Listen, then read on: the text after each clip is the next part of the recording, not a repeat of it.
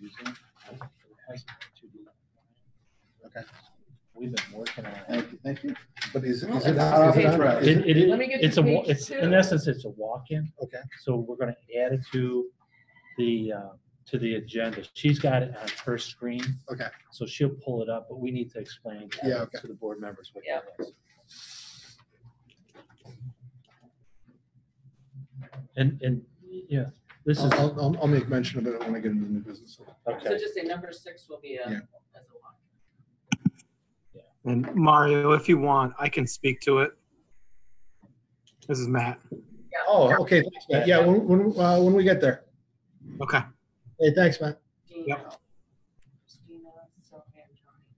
So we're just waiting on Mark and Lynn. This is good. We're getting the hang of this. Yeah. Linda, Christina, John, Tony, Sylvia. 1, 2, 3, 7. Here comes Mark. Make sure he's decent before you. Make sure he's got hands.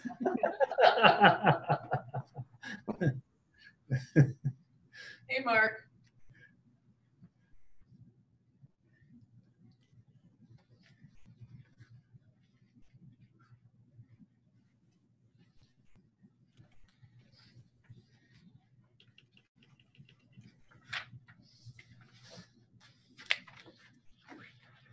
In our first readings, is there anything that you want to? I did want to speak to the public hearing on the change to the code of conduct. So that's part of the first reading. Other than that, I didn't. Okay, so number 2 up here. Yeah. He'll I have just want to something chime in a little bit on the purpose for that. code of conduct. Sure.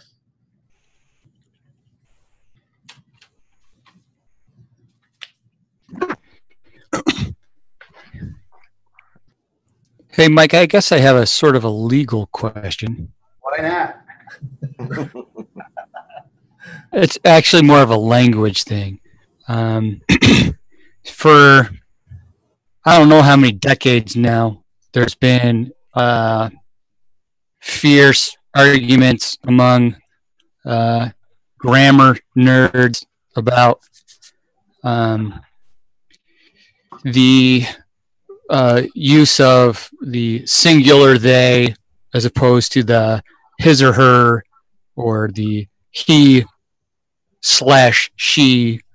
I'm wondering if there's legal language that uses the singular they. Is that frowned upon when it comes to legal language?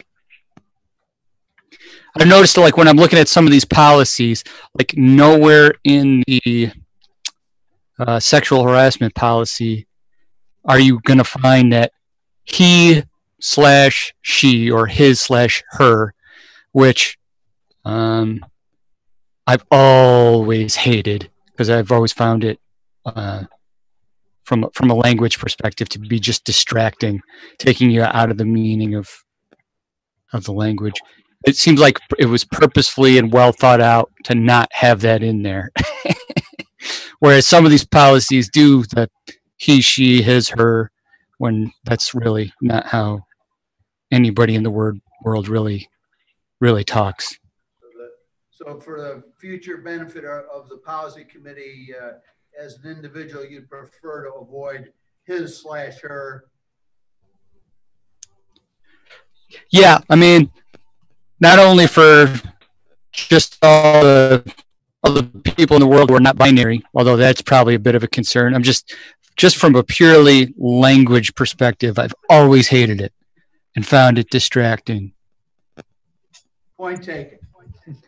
All righty, folks. Let's go ahead and get started.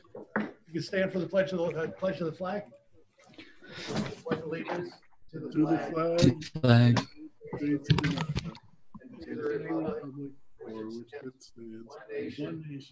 Under God, indivisible, liberty and justice for all. All right, folks, welcome. All right, the second item on the agenda is going to be the public hearing on policy 7310 code of conduct. Mike, I guess you got some remarks on that? Yes, I'd like to make just a few comments for the record relative to this change in the code of conduct. Basically, what we've done here is suggested that the board enact just a more understandable definition of weapon. It arises out of a case right here in Vestal over the course of the past school year, where there was a student in possession of an item out of a case right here in Vestal over the course of the definition of weapon, and hence was unable to be really dealt with in an appropriate manner. So this is for the protection of student and staff, just to make a more common sense definition of weapon. So any questions or comments? All right. Close the hearing. Close the hearing. You can close the public hearing. Close the public hearing. Oh, so, okay, so I mean, do a motion to close the public No, hearing? you just say that You the just- hearing it's is now closed. closed. You just Okay, keep well, the public hearing element is closed at this point. So now can I have a motion to approve the minutes from the regular meeting on April 20th? Motion. Dino and Christina, questions or comments? All in favor, say aye. Aye. Aye. Abstained. The minutes are approved. Are there any public comments on agenda items? So we'll move on from there. Under the board president. So I'm looking for a few more of the superintendent evaluations. I've gotten several so far. I still need a few more. And so we're going to be, conducting that on the May 19th meeting during the executive session then. And so, like I say, I still need a few more from some of the folks, so that I can, because I have to sit there and do a composite one, and so I'll be presenting that one also for that meeting. And so once I have everyone's reviews, the written reviews, I can sit there and start working on that at that point in time. There's an academics awards ceremony on May 11th. It'll be via Zoom. It's something that's normally conducted in the school, and it's usually like an hour and a half, 2 hour event where students receive all sorts of, they receive awards for the various achievements that they've done. What they've decided to do is do this one via Zoom, and so they're inviting us, as board members as well as the community, I suppose, to sit there and view the ceremony and participate, via Zoom.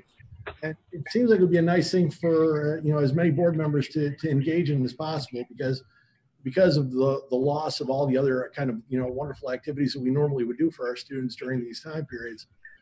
This is one of the ways that we could also potentially ideally engage if we have the opportunity to. I did receive the invitation in my email this afternoon, so I'll be sending out the Zoom invite tomorrow to all the board members. Okay, so tomorrow, Kay will be sending out she'll be emailing out to all of us the Zoom invite for all of us to attend, for those of us who can. And so with that, any questions on anything there? All right, and we'll move it on to the superintendent. Okay, good evening. Just want to let everybody know this is Teacher Appreciation Week. And tough to recognize or celebrate this at this point in time, but I just wanted to share with the board that we will be looking to send out some message to our teachers from the superintendent and the Board of Education tomorrow.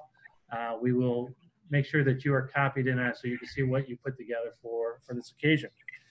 And again, just a great deal of appreciation to our teachers, especially during this time. The work that they've done, trying to keep things together, stay in contact with the kids, and to provide instruction.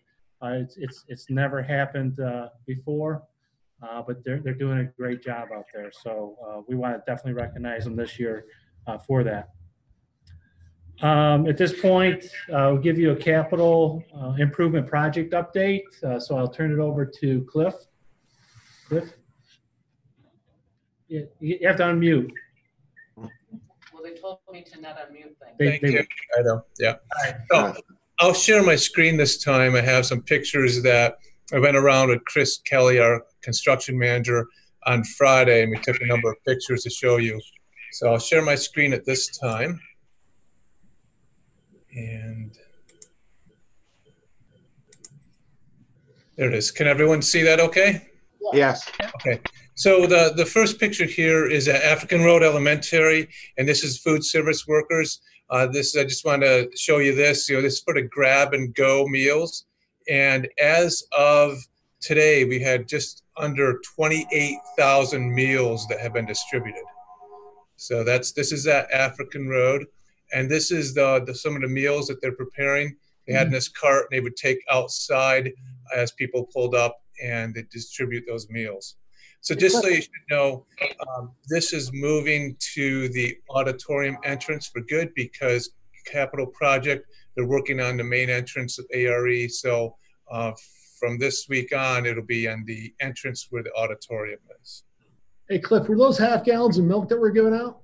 That is milk, yes. They're giving out the milk. All right, cool. Because the needs to last for 3 days. So they're giving the milk for 3 days. So here is Clayton Avenue, their student meal pickup. And you can see them all set back here. The next picture is there from our food service workers. And just so you know, capital project with the secure vestibule, that work is going to begin at Clayton Avenue here shortly. So beginning next week, the food service pickup here will be at the Vestal High School for the duration of the school year. Okay. So speaking of Vestal High School, this picture is in the basement of the high school where the new Project Lead the Way classrooms will go. So these are the old tech rooms, and where this green wall is, that's where an office space was. It's not going to be needed, and that's been taken out in this space. Here is in the same classroom, this black wall there was an actual dark room where they had photography at one time here. So all that was taken out. Here in same classroom, this was an old vent hood that was taken out. They did some welding and soldering back in this area. So all these rooms are going to be, they're taking out all the items that are not needed, taking out all the electrical and the lighting, and getting them ready to turn these into really nice state-of-the-art Project Lead the Way classrooms. This was the former drafting room that for years ago, and now that'll turn into Project Lead the Way. Here is a picture of on the roof at the high school, and you might think this looks a little strange, but this is the auditorium. So this is a side facing west of the auditorium, and obviously this is the roof area.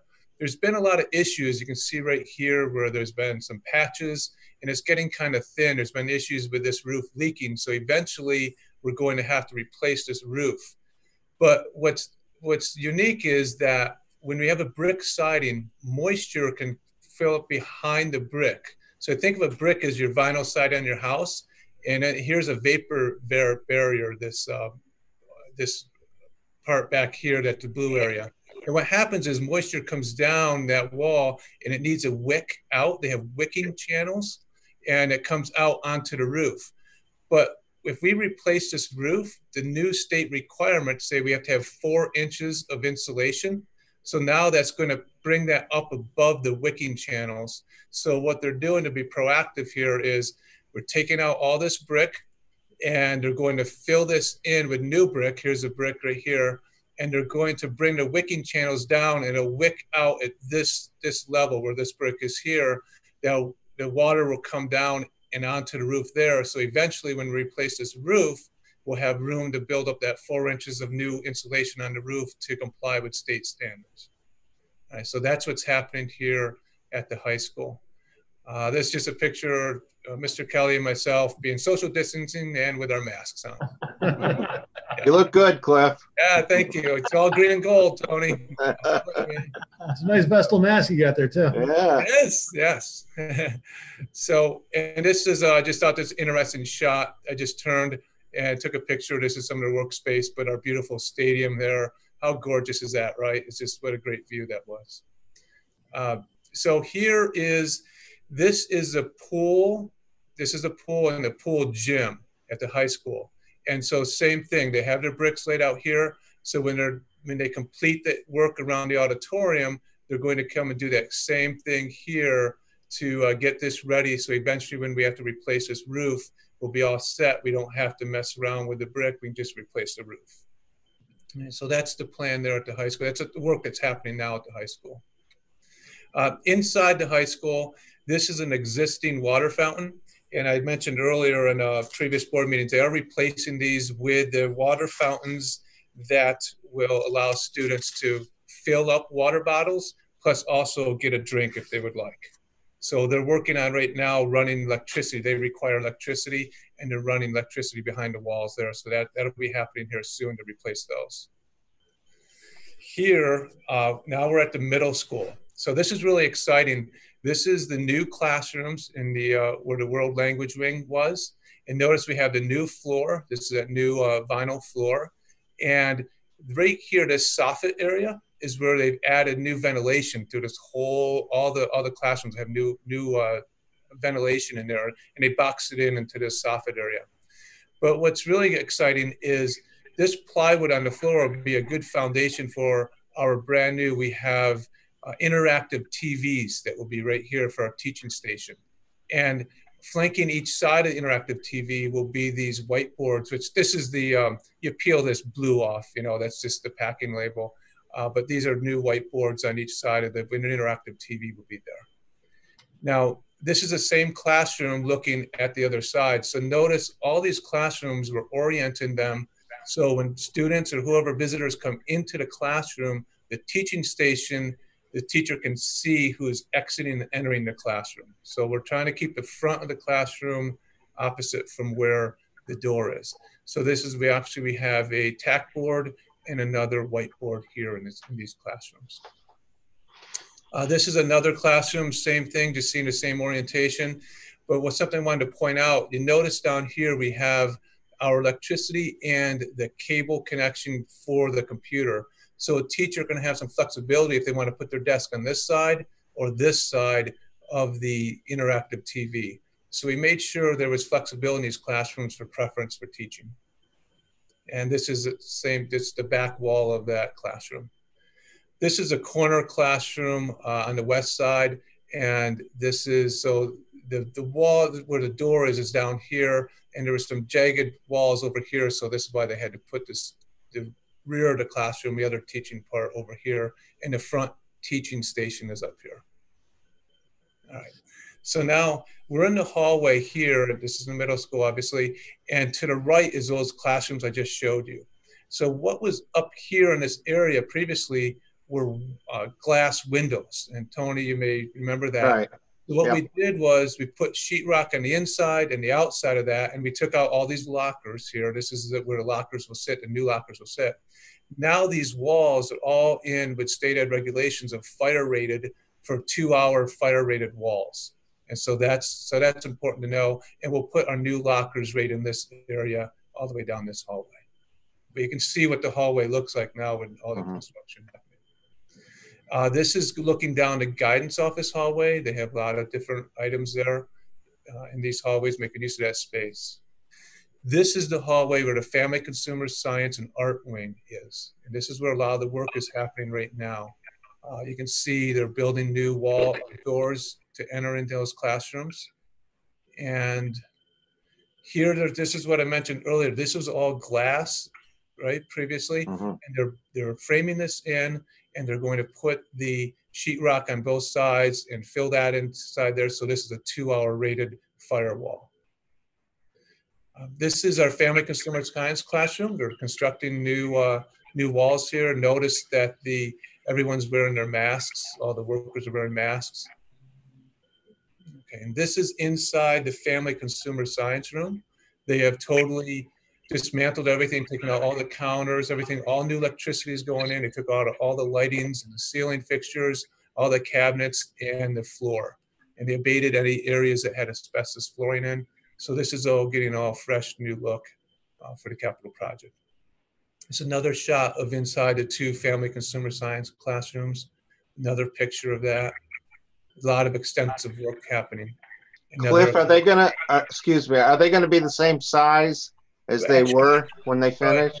Good question. Actually, be a little bit larger, Tony. If you Okay. remember, if you see right here, my cursor is, this was where they had like a little office area Right. for the teachers. So Right. now the new plan is that's gone. That's all part of the classroom. Okay. Making the classroom a lot larger. There'll be teaching station, obviously, but just not an office space. Okay. Yeah, good question. Thank you. And this is the other family consumer science classroom. So those two are next to each other, and this is where they were on Friday. So this place, you might recognize this name here. So in her classroom, this is what Sue's classroom looks like as of Friday. So they've been in there and they ripped up all this flooring, got the walls ready, and they're going to go at it, take the ceiling out, replace the lights, do all of that work. But they're really moving ahead. This is the next classroom adjacent to Sue Place's classroom. This is one of the art classrooms. They've totally taken everything out, abated the floor. You see the lights are hanging there. They're getting ready to repair all that and make these all brand new, nice classrooms. This is the other art classroom. So those are some pictures of the construction that's happening in the classrooms at the middle school. Now, I mentioned at the last board meeting, they were looking at, they're excavating in the basement because they're putting new air handlers in. And so part of that is they had to dig up here, and this is all stone in this area of the basement, and they put new drainage pipes in to accommodate the new air handler. And this is a larger air handler going on. This is the southwest corner. And if you notice, if you follow where those red dots are, that was where all the earth, where the soil was. And they brought a mini excavator in here, a real little one, and they had to take all that soil and they put it up here. And now they poured all this stone in here, and they'll be pouring concrete in this week. And then they'll be able to put those new air handlers in this area. So that's the extent for the middle school. Now this is really exciting. I spoke about the interactive TVs. So we ordered 158 Promethean interactive TVs, and they have just come in. And this is in Central Junior, right here in the basement. So these are just some of them. We have them located in Tauga Hills and at the high school on a holding pattern until we're ready to mount those in the various buildings throughout the district. So that's really exciting. We have 158 interactive TVs of Promethean style, and we also ordered 15 of the 75-inch LED TVs for teaching stations. So it was based on teacher requests and principal requests. So, and my last picture here is just an update of our Chromebooks distribution. So 1,061 Chromebooks as of today were distributed to students in our district. So that's really great. And we've had a great staff, IT working with this. Josh Gannons came in, our bus drivers helping, Dale Frisbee at Transportation, everyone organizing all this, and it's fantastic. And our parents and students are really appreciative. So that's it for my capital project. Okay, thanks, Cliff. Any questions? I have a question. Yeah, Cliff, I'm wondering if you could just kind of briefly comment on the pacing of the capital project and how the shutdown either affects it or doesn't affect it or accelerates the pacing or whatnot. Mm-hmm. Initially, it impacted because it negatively impacted us because for essential workers, we had to work around, our construction workers, were they essential or not. Until the information came to us where the governor did say yes, that construction happening in the school system would be essential, then that was able to pick up construction. And they started actually, Chris Kelly, our construction manager, looked ahead and he's actually moving ahead certain phases of the project. And that's why originally they were only going to tackle 4 rooms in the middle school, and he tackled the next 2. They're also looking at moving ahead construction at the middle school this summer, and that includes more work than they had planned because they have, in essence, here almost 2 months of more time to work. So yeah, it's going to really impact positively the amount of work that we get done before September 1st. All right. Any other questions? Now, Cliff, by the way, do you have any update on meal plans? What's been Oh, served? yes, I do. We had exactly meal plans. Let me just get my paper here. The meal plans exact number was 27,849 as of today were delivered. That's how many meals were distributed. Either SROs delivered them or parents and students picked them up. Yeah, that's great. Yeah, some good numbers there. And that continues. That effort continues and will for the foreseeable future. So, all right. Thanks, Cliff. Welcome. You know, at this time, yeah. Quick question. And I don't know if this is the right place or time to ask this or not, but I was just wondering, with school being closed, is there a plan to get kids' personal belongings out, or how is that? Have we crossed that bridge yet? Yep, we're coming to that right now. You're right on the agenda here. Again, as the closure, the governor has closed schools, buildings for the remainder of the academic year. And you know, just knowing that helps to some degree in allowing us to plan and move forward. So part of the decision making or the process is, you know, cleaning out lockers, picking up personal items, you know, from, you know, for the students and for the staff. The building principals are working on a plan to allow that to start to happen. I know Laura has been in communications with Ann and Dawn at the middle school and the high school as they put together a schedule as to how to do that. We can share that information as it's made forward. I think we've got information from Ann, but I think Dawn is still working on something. Laura, do you have anything you want to add on that?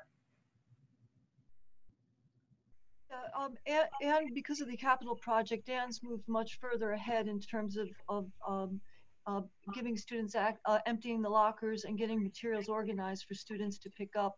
You know, as you know, with school closure, we have to be very structured in how students and faculty access the building. So working with Ann and Dawn, we're trying to work out those details.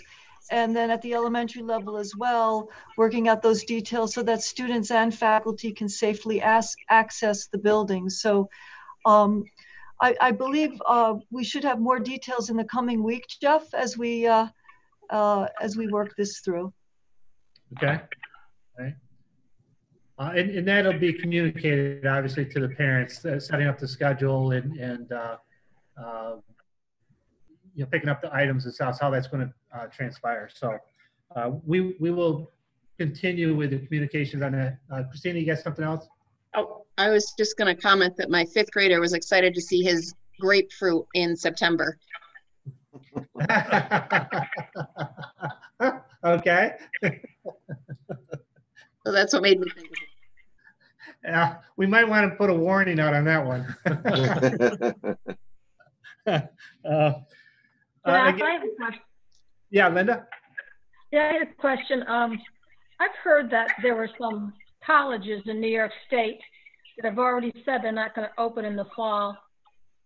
Do we have any plans at all or any thoughts about what we're doing? Yeah, again, this is very new in the process at this point in time. You know, this was just announced last week. Superintendents have started meetings on the reopening plans.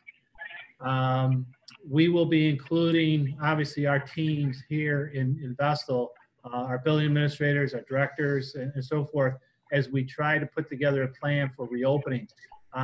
We're still waiting for clarification from the state as to what their intent is. You know, in reopening, when you talk about social distancing, you know, the hand washing, the cleaning, you know, things like that. There's a lot that we don't know yet that we're waiting for the state, and that will help us move forward in the planning process itself. So it's too soon to tell, but it's on everybody's mind. September will be here in short order. What are the classrooms going to look like? What will sports look like? Just a lot of unknown at this point in time. Right? Okay. But again, as that comes to us from the state, we will keep you apprised of that. Well, thank you. Yep. With the closure, again, we finally have some direction from the governor on our upcoming vote. Our budget vote in elections will be June 9th. And now that we have that date, we can work backwards for when our legal ads need to be put out, our budget newsletter, our postcard, and so forth. And I've talked to some of the board members already, Linda, Tony, and Sylvia. Things have changed. Those that are running for a school board no longer need to have the petition signed. We are asking for the form that was in the packet for that to be submitted. We'll use that as backup documentation for the district clerk as to who's running. But that's just filling out the information on the top with your information. The lineup on the ballot, there will not be any drawing of positions. What it will be is alphabetical order. Those are kind of the main updates for right now. We are going to talk about having a special board meeting. Right now, we are scheduling that for the 12th, next Tuesday. And for the sole purpose of adopting a budget. And we're going to have a budget update tonight. Matt will provide that to the board. We do have a balanced budget, pretty much what we have talked about already this year. We still have some work to do on it, but we're very close for right now. The public hearing, which will have to be done remotely. Again, there's no gathering of folks for the public hearing, but we're projecting that will be on May 26th. We will have to mail the ballots, and the ballots will go out to all voters. And this is quite extensive. We have a rough estimate of the cost. What, 21.7.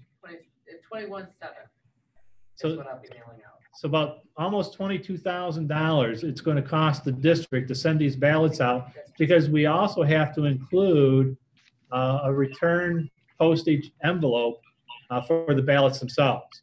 It's just postage, not paper envelopes and right. else. Yeah, just the postage. So the ballots we're expecting those to go out around the 28th of May. And again, the vote and the elections will be held on the 9th of June. So that is coming up. Christina? Quick question. Did the state design that program, or that sounds crazy? Super expensive. Oh, that was a gift from our governor. Okay. That was an order from your governor. He didn't. All right. Yeah, you're shaking your head, and we are too. It's a huge expense for all districts, and but they're not going to allow a gathering of folks to vote for the public hearing or anything like that. So they said they bring people out to vote. They can't have people drop off their ballot somewhere. It's just, I know it's nothing you can change, but that's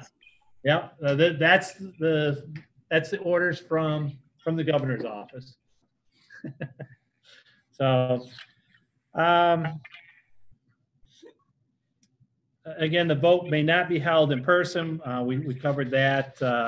School districts are to mail absentee ballot to each qualified voter and must include a postage paid return envelope. So that's just a quick update. It's more information than we've had in some time, but we still have a lot of questions and they're looking for guidance on the election and budget vote. We'll continue. We've been working with Mike on the legal end of the requirements.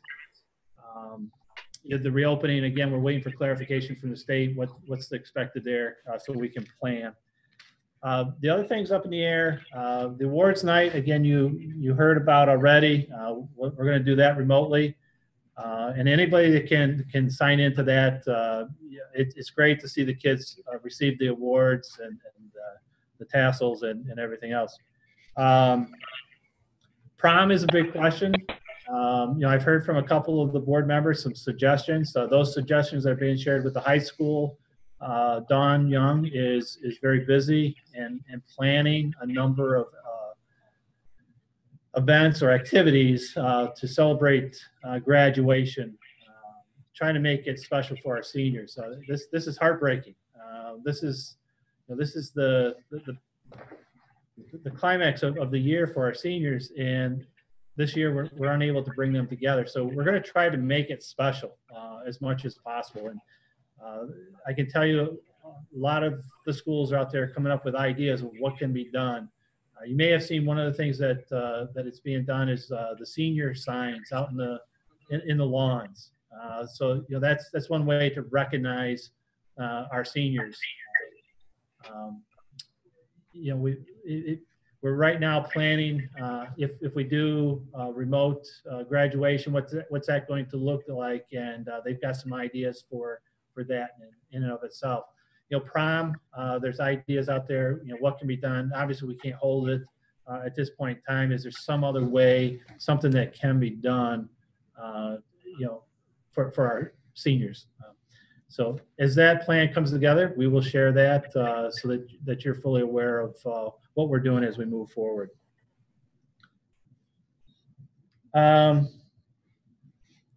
Next, any questions? No? Okay, at this point, we'll do the budget update, and I'll turn it over to Matt.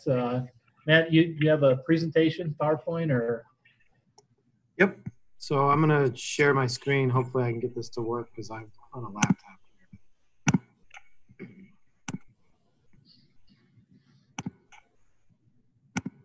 Everybody see PowerPoint? Yes. Okay. So as Jeff mentioned earlier, we do have a balanced budget tonight. It's going to be pretty much a lot of the same of what we've seen before. Once the budget, at the last meeting we discussed our plan for balancing the budget would be use additional reserve in the retirement contribution reserve. So that retirement contribution reserve is for ERS employer contributions, and we are using $736,000 to balance the budget. This is a 2.8% increase in the overall budget expenditures with a tax levy increase of 2.17. So again, 2.17 is our maximum allowable levy. We're proposing going at that limit, and we are using $736,000 reserves to balance. So taking a look at revenue projections, again, the tax levy at 2.17. The only thing that has changed here from our last presentation was the appropriated reserves. We've increased that from 50 up to 736. Close the gap completely. And the only other thing I want to note on here is because is the appropriated fund balance, the reduction. So those are funds that are appropriated from the prior year's budget towards the next year's budget. So it comes through as a revenue item. It's a planning mechanism. We do it every year. Our target is 1.5 million. And really what those funds are for is, continuity of business. We have to have cash on hand in order to operate during the summer months before we begin receiving our tax revenue when the bills are due at the end of September. So the reduction here was because we did some projects last year. Some of those funds were for the vestibule at Clayton Avenue, and then which will be getting underway in the spring here, and the drainage project that we did around the exterior of the Glenwood Elementary School. So that's why last year we had increased that appropriated fund balance to make that one-time expenditure. And then this year we're going back to the 1.5 million, which is our target. Okay. Again, this is no different than what we had seen before. The only slight change in this is a BOCES line has been increased. This is adding some additional instructional technology support. And given the certain circumstances we're experiencing right now, we feel that this is going to help us moving forward. Other than that, the rest of the budget has remained intact from previous presentations.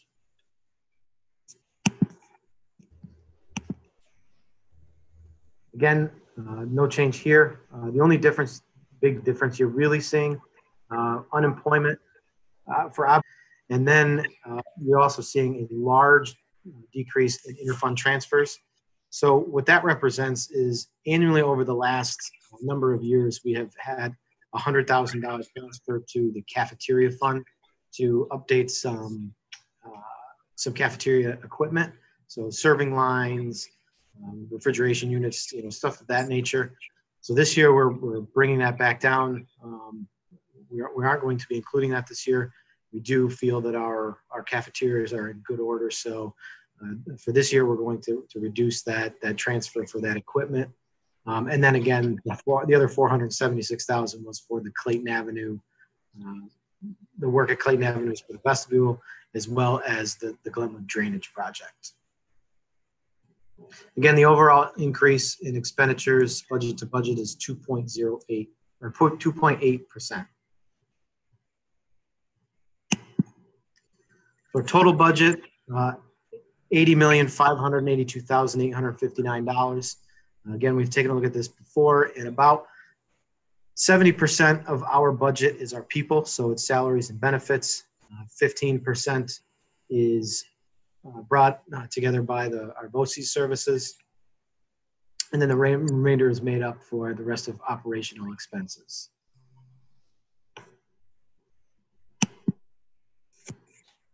So our three-part component of the budget, we have, generally speaking, you want to keep that admin number around 10%. So over the last couple of years, it's hovered right around that 10.5. Again, it's 10.5 this year. The capital component, that is everything that keeps our buildings going. It's our debt service payments.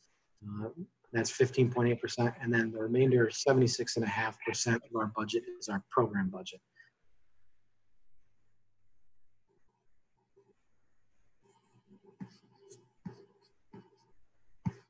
Well, Matt, when I look at this, probably more the last couple slides,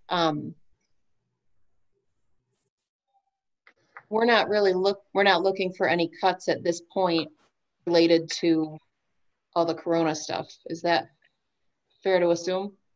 That is fair to assume. We are not looking to cut programs. We're not looking to cut staff with this budget.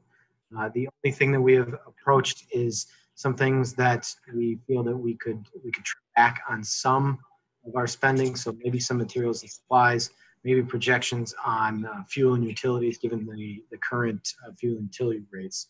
So other than that, we are not looking to cut any programs or staff at this point. And has there been any indication at this point of cuts from the state, or is it too premature? Right now, it's a bit premature. So we are a bit nervous that the governor's proposal is that he's going to reevaluate state aid quarterly throughout the year. And ultimately, I think we all can assume that that means some cuts to funding. So when that comes through and when that does happen, we are going to have to take a hard look at some of our expenditures and see where we can tighten up if we have to. So you don't plan for that now? You'll just address that as it. We are working on a plan to identify what we think could be addressed should we need to get to that point. So no, we're not just waiting for it to happen. We are looking at some of those areas where, when we find out what is the real impact, the governor has floated up to the number of 20% of state aid. Well, that's a pretty big number if that's where we get to. It's over 5 million. Does it really hit 20%, or is it more like 5%? So we're going to have to look at stages of how much do we need to cut, and what is it really looking like state aid might be reduced by. So we are looking at a number of different scenarios, yes. Matt, I had a question. Sure. I think it was on the first screen, but you talked about using $736,000 from the retirement reserve. I think it was the ERS one. Yep. So that was a reserve fund we had that we're using now, that we don't normally use that type of reserve fund to fix the budget, so to speak, or to balance it, I should say. Sure. So what the retirement reserve funds are intended for is for when, the market is in a downward trend. So when the market is down, what happens is rates that the district has to pay into the pension fund increase. So the pension fund has to make up for the shortfall that they're experiencing in their returns from the market. So okay. So rates will go up. So now what we're using this, historically, we spend a little over $1 million a year in retirement contributions. And this is not for teachers' retirement, this is employees' retirement. So we're looking at using this $736,000 as a mechanism to balance the budget because of the financial hardships that we are experiencing right now. So we do have reserve funds on hand.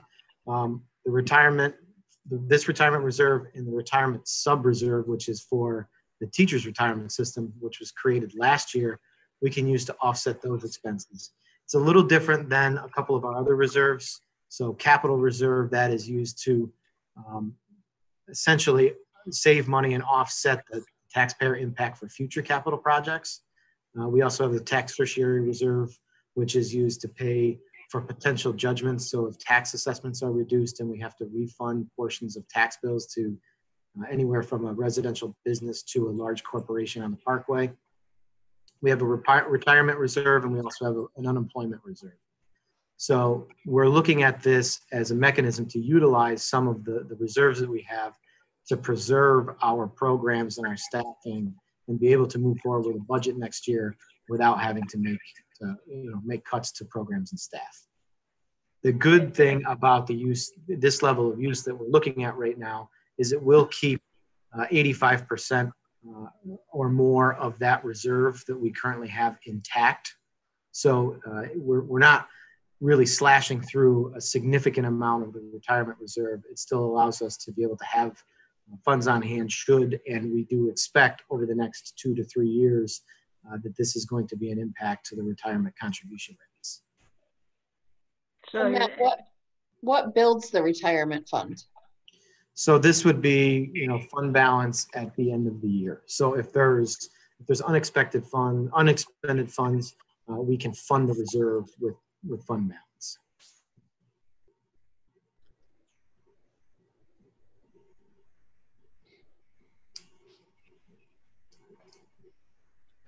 Okay. I'm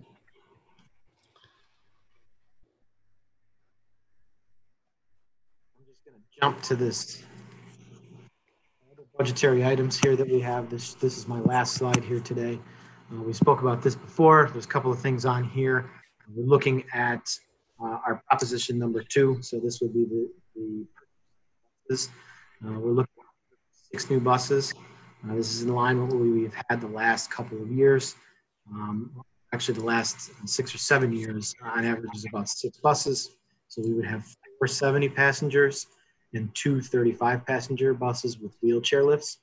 The expense has driven up a little bit over the past couple of years, but one of the major changes that we put into place is that we're now purchasing our buses equipped with all of the camera and radio equipment that we used to purchase separately and have our mechanics install.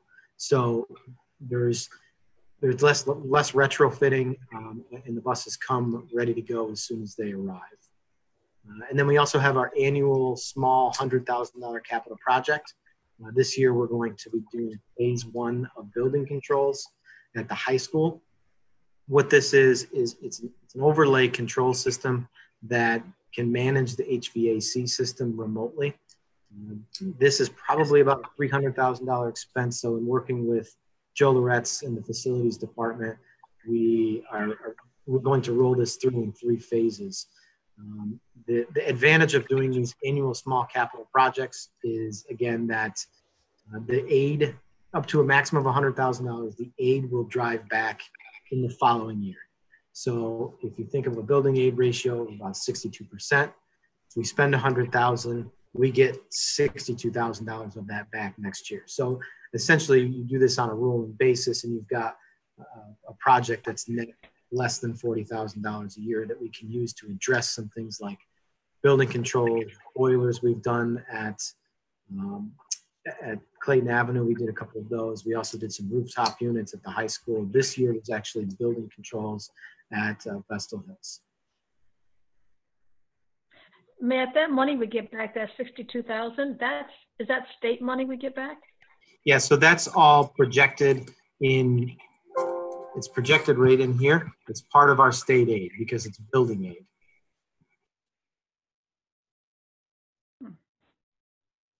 Okay, thanks.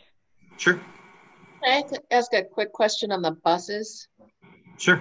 I'm not suggesting this, I'm just asking the question. If things got really terrible and we couldn't replace 4 buses next year, are our buses functional and safe where we could postpone that purchase? Yeah, I mean, we do think that all of our buses are safe. We have very excellent DOT safety inspections on those. This allows, purchasing the buses the way that we do and in this manner allows us to have, you know, a relatively well-functioning fleet. You know, it's you know, obviously the newer they are, the less we have to work on them. Sure. We also do see a very good return on our buses when we do sell them. And I know that we've received greater auction results than other local districts in talking to other districts. So it's kind of why we work on that. But as far as the overall budget that we're looking at here, the buses are totally separate. So the buses are not included in the 80 million. They're a separate proposition and they're a separate bond purchase. You know, the other thing too I want to mention is that, you know, we have our bus replacement schedule. Every year we replace certain number of buses. Yeah, it was just a off-the-cuff question that. No, it's a good question, and we don't want to lose sight of that. Though, one of the real advantages to having a replacement schedule, where year after year we purchase the bus, that drives aid for the ensuing years. So if we got to a point, Christina, where say we couldn't purchase buses in a given year, well, in the future years, we're going to miss state aid that we normally would have been counting on. So it's not just a one-year hit of not getting buses, but it's the ensuing years where that aid is no longer, you know, isn't coming in to us. So, you know, it's compounded the issues if you do away. But it's going to be a question year to year. Do you put those buses out there? But as Matt said, it's a separate proposition. So voters get to weigh in strictly on the buses. So good question. And just to follow up on that point, in future years, the impact of cutting the bus purchases this year would be reduction in state aid, and reduction in state aid, which is a revenue item, will be offset less by reduction in debt service payments. Does that make sense? Yeah. So if we would lose out on more state aid than we would save in the debt service payments that we would be reducing in future years.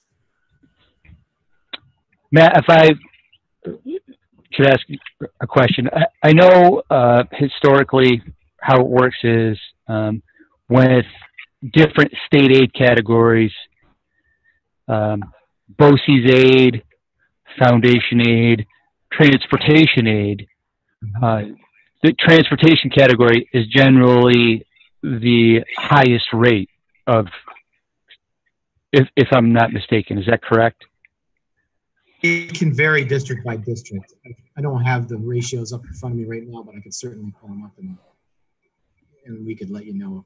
Yeah, I knew it varies district to district, and for some places, you know, your BOCES aid might be 68% in one district and a different number in another district. But I was always under the impression that of the different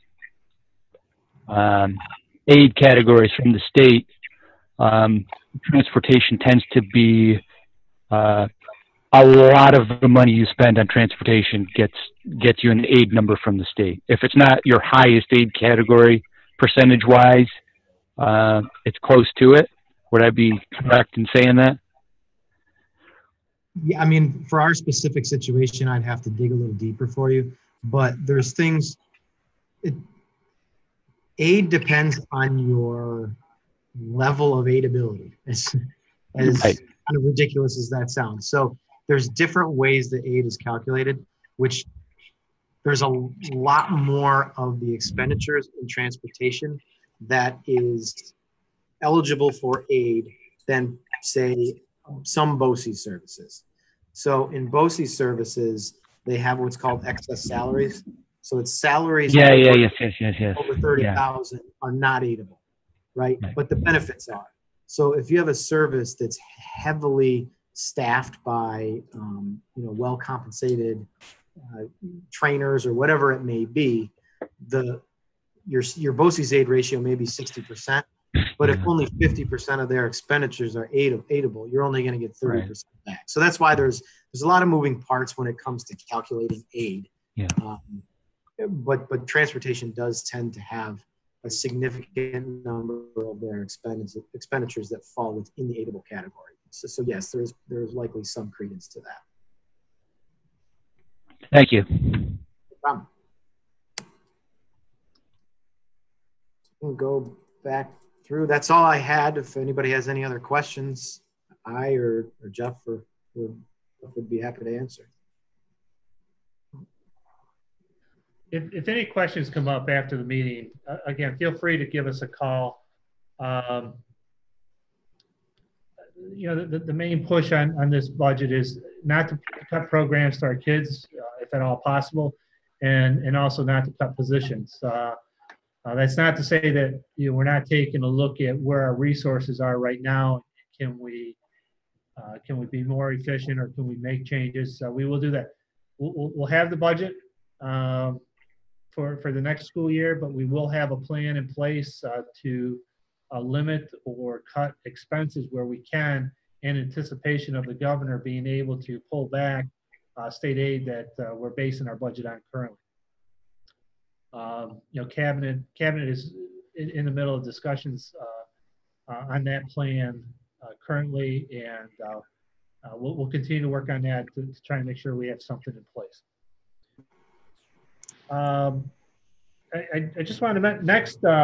Any questions on the budget? Anybody?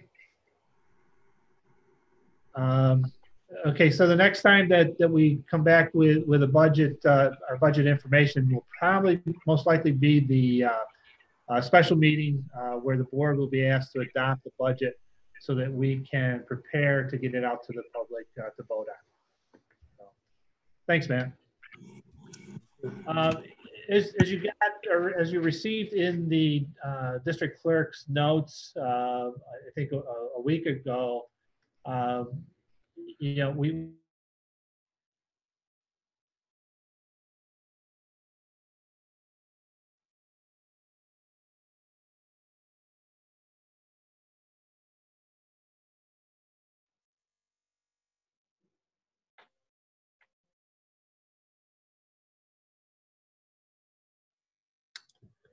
Hey, Jeff, we're having a hard time. Well, lots of people look frozen. We lost you. Are we still online? Yeah. I can hear you again. There we go. Okay. Now I can hear you. Okay. Again, I was talking about recognition schools. We had 5 schools that made the exceptional list. And that's just great news for the district. And we wanted to make sure that the board received that information. And we'll make sure we try to get that out in a news article too. So next we have some good news. Laura, do you want to share with the board on our seal of biliteracy? And also we wanted to add tonight some comments on grading. With the closing of schools, this is a question that's come up. Laura and the building principals have spent hours and hours on working up a plan for this. So maybe she could update the board on the status right now. Yeah, so I guess along the lines of just, outstanding programs, I think, part of, what establishes the status of a recognition school is the number of students who participate in exemplary programs. So the seal of biliteracy did actually happen this year. We weren't sure that it was going to happen. And actually through a lot of work, partly through the work of Patrick Clark, who's been a big proponent of this program for several years, the region was able to hold the first round of qualifying presentations for the seal of biliteracy. What's so wonderful is that there were, through the region, which is 8 school districts regionally, there were 51 candidates, and 16 of those candidates were from Vestal. And of those 16, 8 of our students were participating for the seal of triliteracy, so to be competent in 3 languages. So just really good news for us so far, so good. Our students cleared the first round of presentations, and those additional students are going to go on to take a written exam. So we're looking forward to awarding 16 seals of biliteracy or triliteracy this year. So Jeff, that was one? Yes, good. Questions or comments about that? So then, what's being walked in tonight is the approval of software called Zern. Under school closure, we've really worked hard to transition to online learning. As Cliff mentioned, the delivery of over 1,000 Chromebooks is a part of that process, a substantial part of that process. But once you get the Chromebooks, what do you do with them? So, a Chromebook without, instructional software is just a Chromebook, a portal. So we've been working very hard to adopt software that's Education Law 2D compliant. And for those of you who've been around some time, you know that there's been waves of concern about privacy and security with student data. And I think Ed Law 2D is an important initiative. So we're moving forward now with transitioning all of our applications to Ed Law 2D compliance. So what you have in front of you tonight with Zern is software that's recommended to us by our math specialist. And similar to what you approved with Zoom, you're approving Zern as a district software that's compliant with Ed Law 2D. It's aligned to our Eureka math curriculum. It is a robust online learning system that's directly related to what we do instructionally with math. So the tricky piece as we move forward with adopting applications and software is to make sure it's robust, it's rigorous, that it complements instruction, it doesn't replace instruction. And, for us to, one of the reasons I think we're so strong and that we've been honored with recognition school status is because of just how strong our teaching is. And we don't want technology to replace it. We want technology to enrich that. So what you have in front of you tonight with Zern is, I think, one example of the work we're doing right now. Cliff, do you want to add anything to that in terms of the process? Because you've been working somewhat extensively on it, I think with Matt, actually. Yeah, we have. So we're trying to identify every piece of software that we're using, the classroom teachers are using, and then we're making sure that it's Ed Law 2D compliant.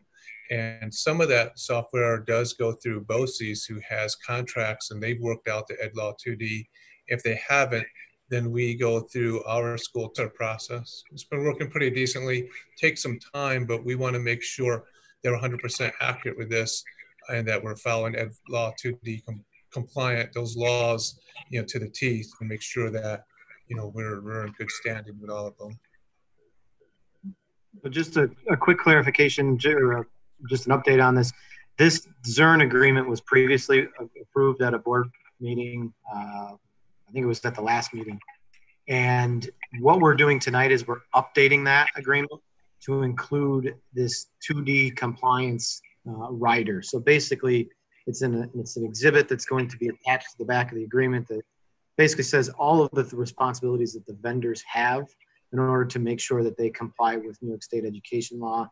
And at the very end, we have a catch-all clause that says, for lack of better words, if anything in the master agreement conflicts with the terms of this exhibit, then the exhibit's going to supersede it. So, I've been in contact with somebody at CERN for the past couple of weeks, working through passing edit changes with them, and him working with his attorney. We're all set to go with this. Now this is a walk-in, so I don't think you're going to see it on your agenda, but it would be in addition to resolution number 6, I believe. And we apologize that it's a walk-in tonight, but we just got the information this afternoon. But this is something that is in our operation, and for the benefit of the district, we need to get it approved and get it in place. So, Laura, anything more? Just want to say that as soon as this is approved, we've got a whole group of second graders queued up to use it. So,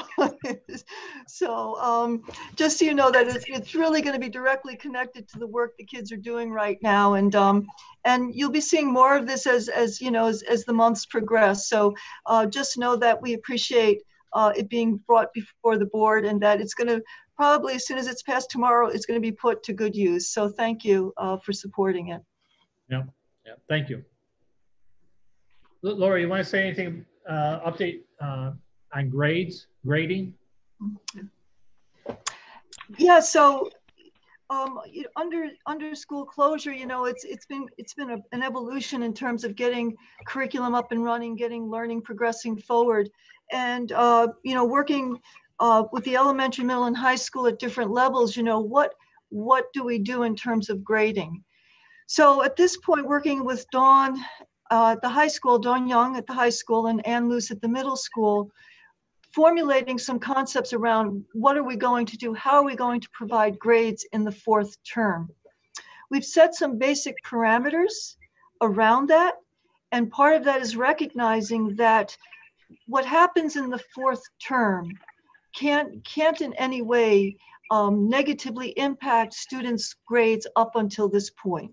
So we recognize that the first 3 terms, we just closed out the 3rd term, that whatever happens now under school closure cannot negatively impact those first 3 terms of work. So, that's going to be critical as we move forward. Next, coming up with a way to evaluate student work based on participation and also quality of work, but recognizing that home environments are different. And how do we account for that?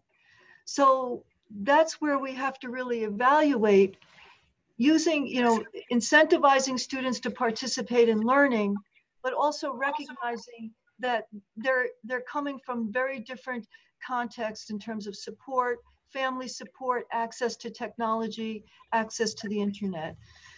What I do want to assure the board and the community is that we are working very hard to make sure all students are successful and are able to be effective in completing home learning this 4th quarter.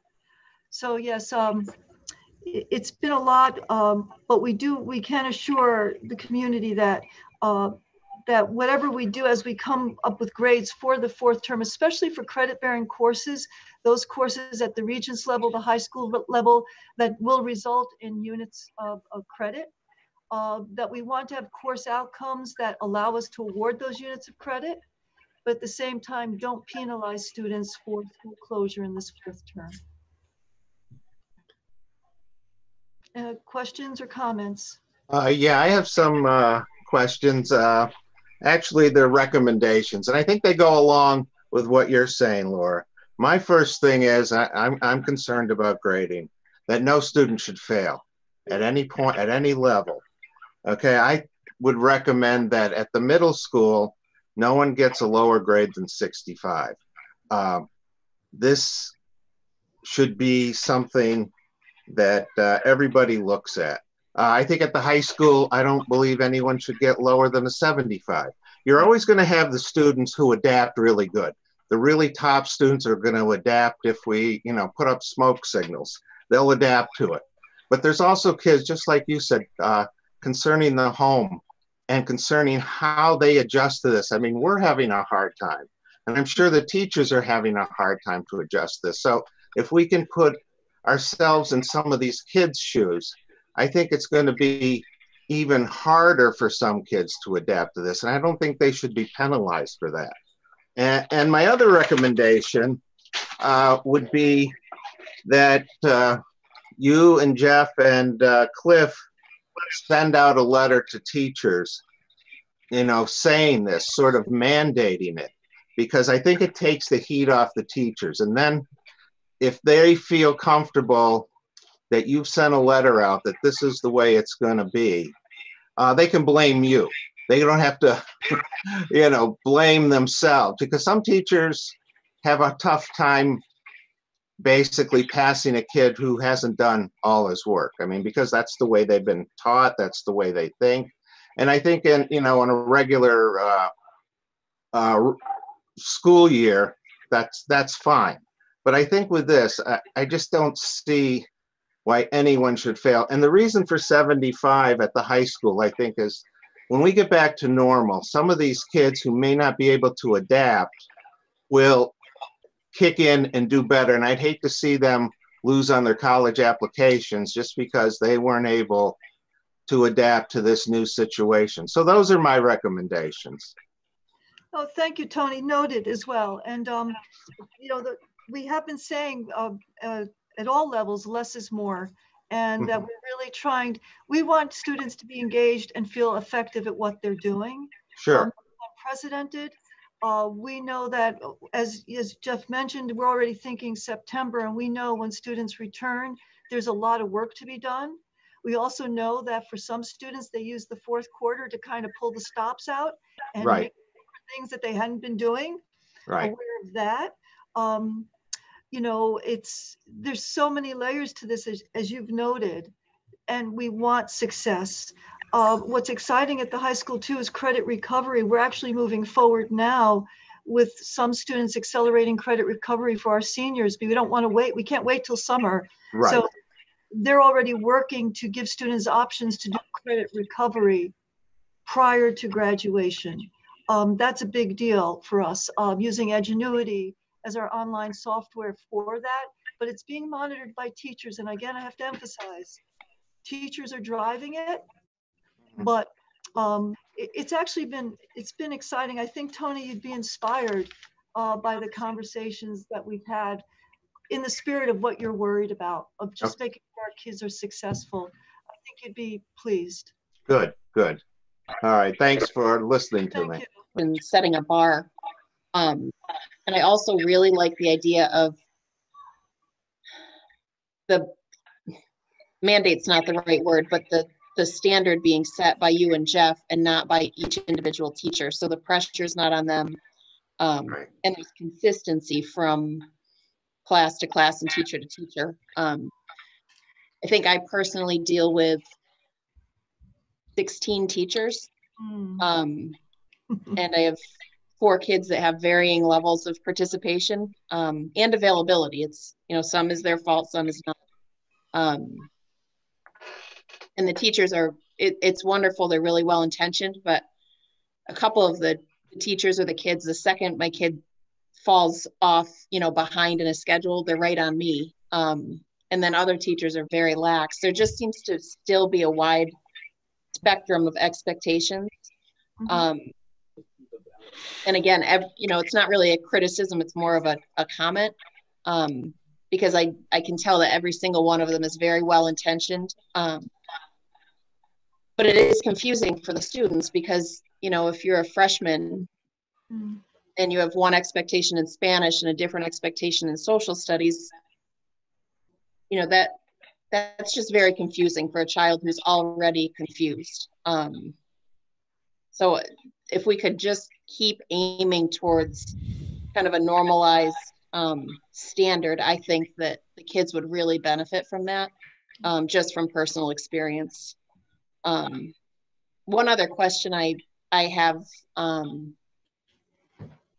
the phys ed, the art, facts, kind of the extracurriculars.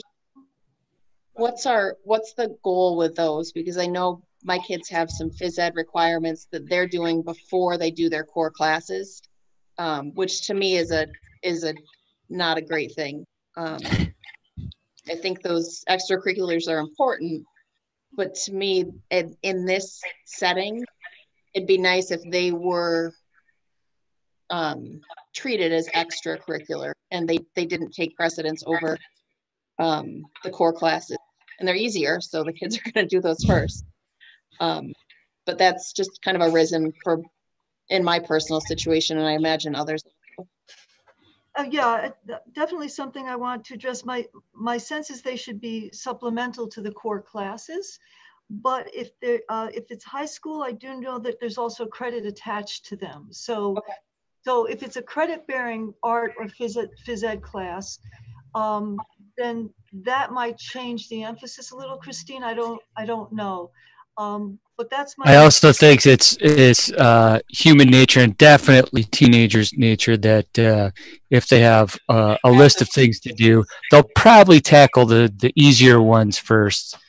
So if it's a fitness log, you know, that's nice and easy. I could do, you know, fill out that once a week and there's no trouble keeping up with that versus, you know, reading an English novel or keeping up with your APUS assignments.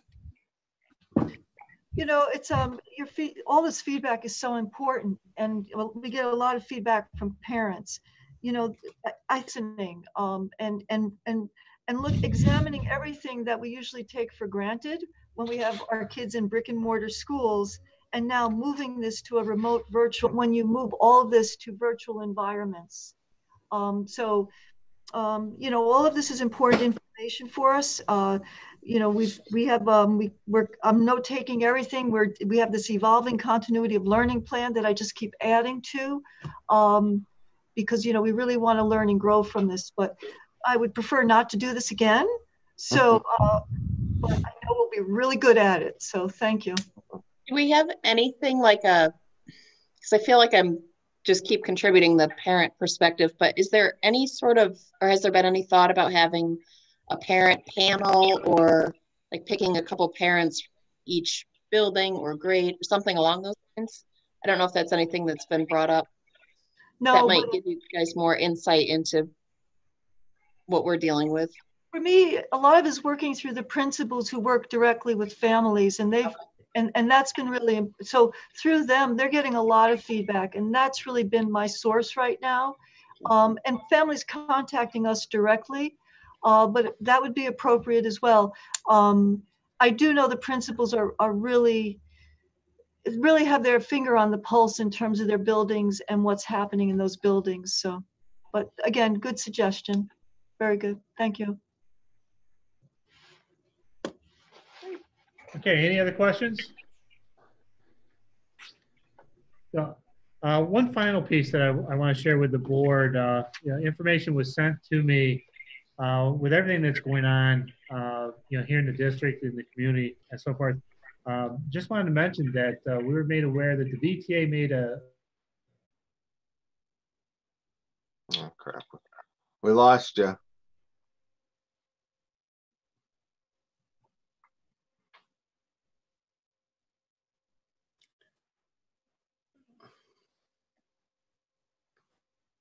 Hey, Jeff, we can't hear you.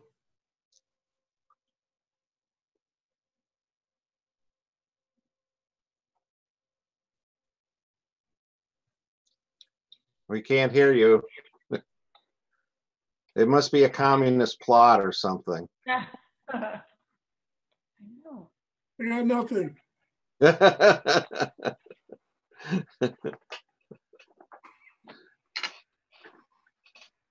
Well,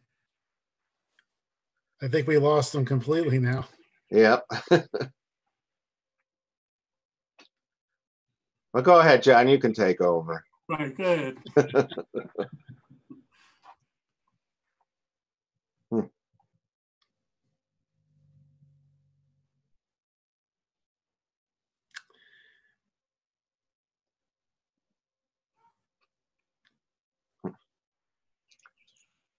You know, what would be fun, Christina, is if Laura availed herself to a parent Zoom meeting, not to get beat up, but I think a lot of things that she talks about great. Like I have a junior in high school, and she's asking me, "Hey, you're on the board?" You know, I don't. But there's a lot of whacked out ideas the kids are passing around about Regents exam. Are we all back together again? Okay. We lost Yeah. you all. Sorry about that. I'm here. Okay. I don't know. It seems to happen every time Jeff speaks. I don't know what that has to do with I'll stop. it. So no, what I was mentioning is, I sent her an email that I'd watched a movie recently. It was an HBO film called Bad Education, and it was a film that depicted the issues that had happened at the school district in Long Island, the Roslyn School District, and the reason that we have to do some of the mandatory trainings that we have to do as board members due to oversight and some of the bad behaviors that can happen with administrations that don't have students' needs as their main focus. So it was a really good film, and it was really interesting, and I'd certainly encourage it. Okay, back to new business. Can I have a motion to accept schedules E and P? Mario, well, you guys were off. John was actually in the middle of a comment. Oh, John, go ahead. This was going back to some of the feedback Laura was getting. I think communicating, Laura, some of the things you talk about here to parents specifically, because like Christina said, I hear from parents as well. Many of them are not teachers, and they're doing teacher-like things with their kids, particularly in the younger grades. There's confusion I hear amongst high school students about Regents exams, what counts. Your comment about grades, the grades after closure won't affect the first 3 marking periods. I know those are all things my junior student would like to know. Yeah, and So, I'm hearing this for the first time. I agree. It's hearing it from the horse's mouth would be beneficial to. So maybe, I know Tony mentioned the communication to teachers, but maybe another communication directly to parents. And by the way, there's been some great communications from Dawn. From Dawn, I'm assuming other parents from other schools are getting communications from principals. And we were just kicking around the idea when the Zoom shut off with Jeff not online, about Laura having a community-wide Zoom with a bunch of parents. But I don't know how. Okay, so when I'm cut out of Zoom, yeah, so that's fine. I mean, That could get pretty wild, I would guess. I think it would be a great, not to throw you in the lion's den, Laura, but I mean, hearing what you're saying as a parent, I know we're kind of taking the board meeting off topic, but it's really beneficial. And I just think it would be a great community outreach, even if, the questions were pre-planned, just to hear things live instead of, if I get one more email, honestly, I'm going to cry, to hear something from a real person, though, really, it makes a big difference. So I don't know if it's anything that can be arranged, but.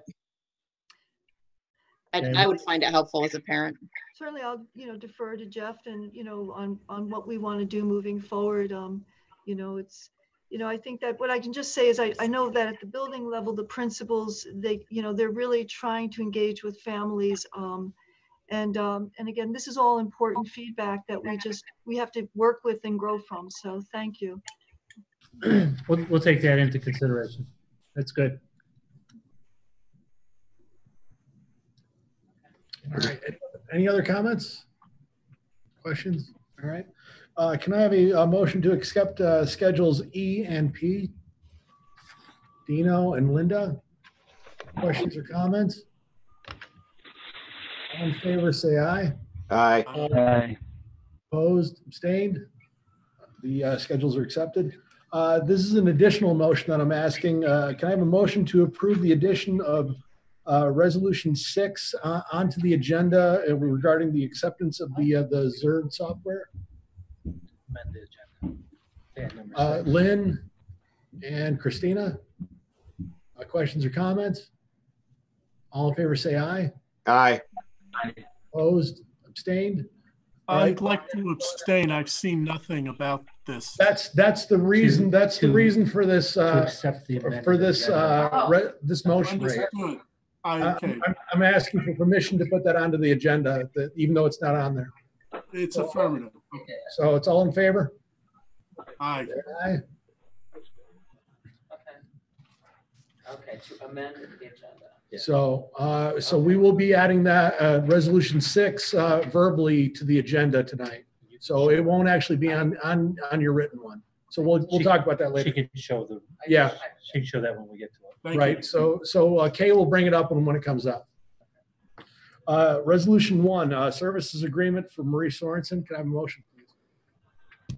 Motion. Tina and Dino, questions or comments?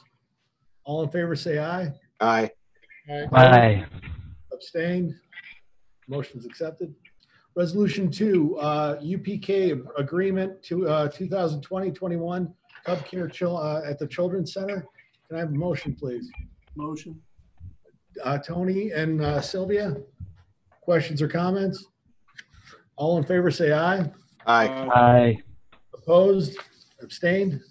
Resolution accepted. Can I have a motion for, Resolution 3, certification of lead, abstain? The motion's approved. Resolution 4, certification of lead evaluators of principals. Can I have a motion, please? Dino and Tony, questions or comments? All in favor, say aye. Aye. Opposed? Aye. Motion's approved. Resolution 5, UPK agreement 2020-21 at the Jewish Community Center. Can I have a motion, please? Linda and Dino, questions or comments? All in favor, say aye. Aye. Aye. Opposed? Abstained? The motion is approved. And now we're going to the new resolution, Resolution 6, amendment to the ZERN contract. Can everyone see that? No. No. No. All right, it's Hey, coming up. just to jump in real quick for Dino's comment. Dino, if you had looked at the ACC and the UPK agreements, in the back of those agreements, there are Exhibit A and Exhibit B. This rider that's going on the ZERN contract is the same concept with some minor edits, very minor language edits that we worked out with the company. So it's the same concept as those two exhibits that are on the back of Cub Care and JCC for UPK. Thank you. I Yep. wonder if I did share screen.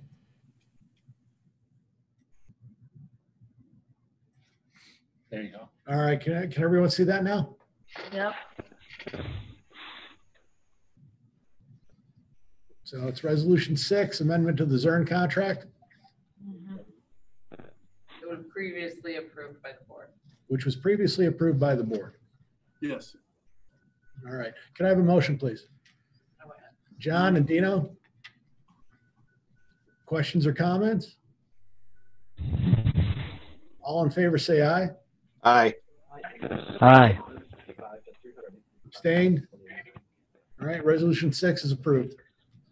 I'm sorry, what were we talking about with the first policy reading?